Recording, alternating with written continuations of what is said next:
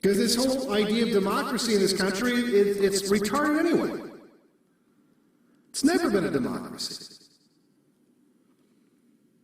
That's just, democracy is the bedtime story they tell the subjects. Oh, you were mad back in the days of kings and queens or whatever because you thought you didn't have any power. You have power now. Obviously, no matter who you elect, you never get what you want somehow, but you still have power, I guess, somehow. I don't know how. Hello, it's April 2024. In my previous videos, I talked about social engineering, social conditioning over many decades. I've also talked about vilification of, for example, individuals and groups. And I've highlighted even over the past 10 years what you need to do to get to the truth, or at least as close as possible to it. One of the videos I did talking about going down rabbit holes. And I've highlighted in that video, for example, how people will go down these rabbit holes, end up in dead ends, thinking that there's some truth there, keep going, get to the truth, and pass by it. Because either they can't recognize the truth, the facts, or they think there's more. And the problem with that being is you end up skewing everything because there's too much information. Yes, it is possible to have too much information, meaning that if you're collecting information, for example, that's not true or misleading or whatever, then it just skews the actual truth, the facts. And we can see this, for example, on the world stage. We'll start there, where we can have world leaders who are doing good for their people, who their people love, being overthrown because there's an agenda by another group, say another government, governing bodies, elites, whatever you want to call them. So they vilify that leader.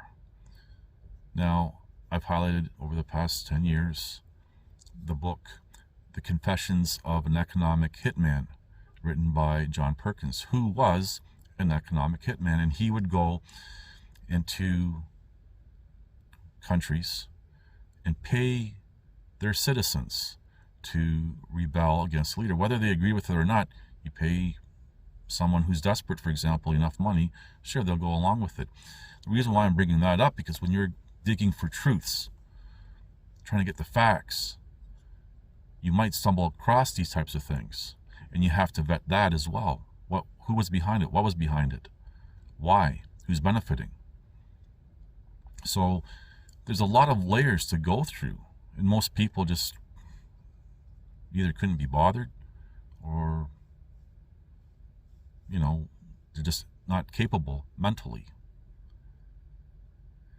So then how do you try to talk to someone who has a descriptive delusion, or they're accepting untruths or whatever?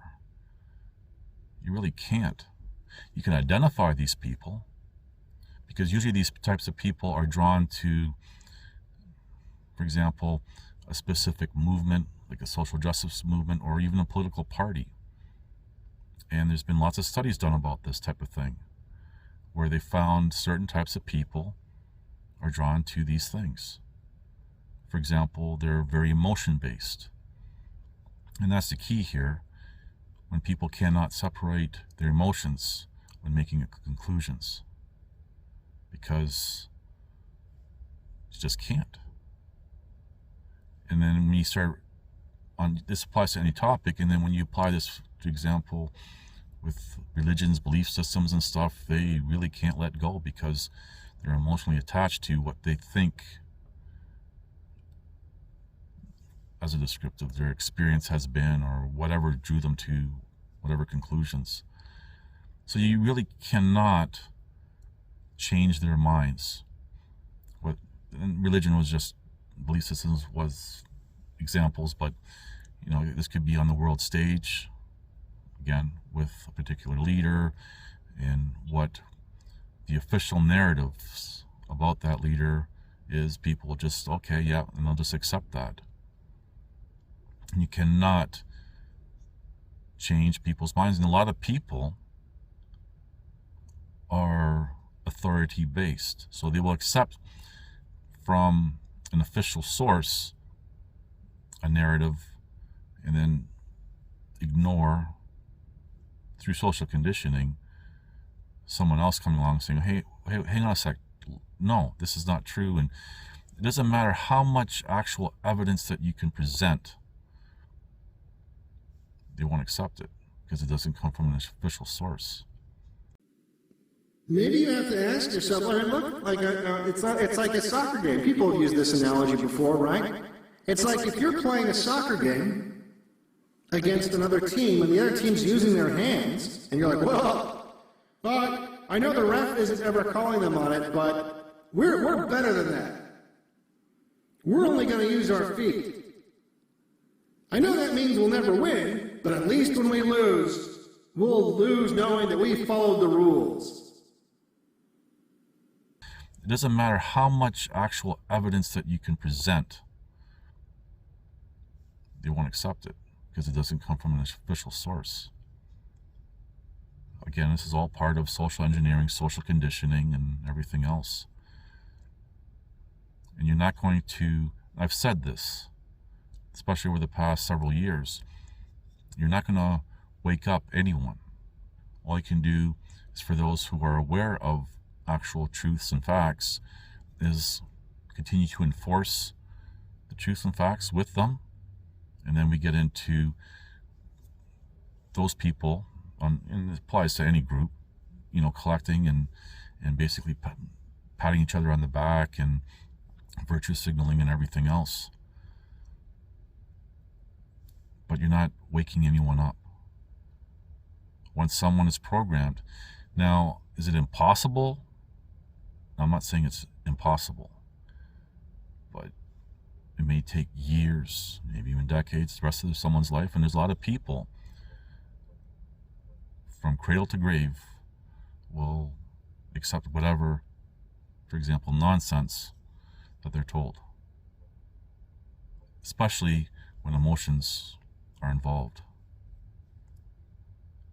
And this is the majority of the people.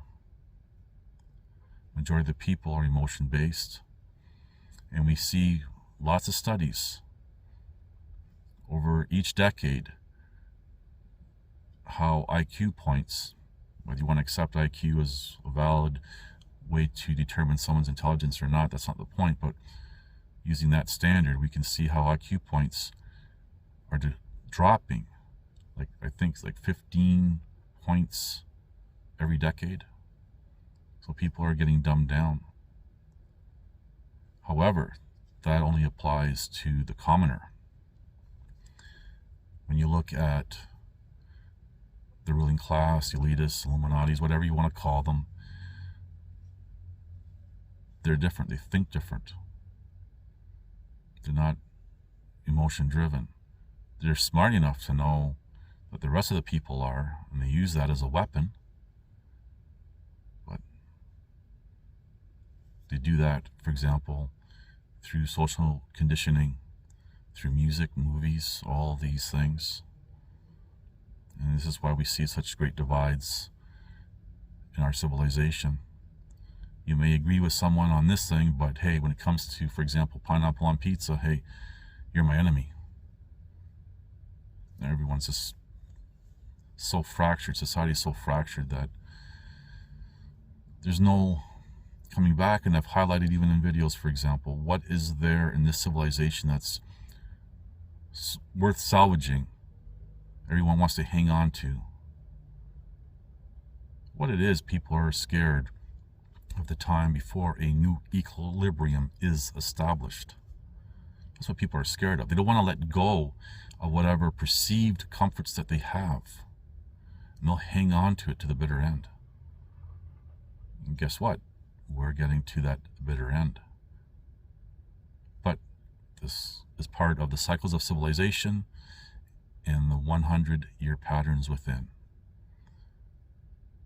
This is all I really want to highlight here. Anyway, things to think about. Thank you for watching. Please like, subscribe, comment, and share. Not something that was done through quote-unquote democracy. It was not a vote that everyone had, oh, we got to respect the vote. No, it was done by the Supreme Court. Like so many other things, it was done by the Supreme Court by 9 people that nobody elected.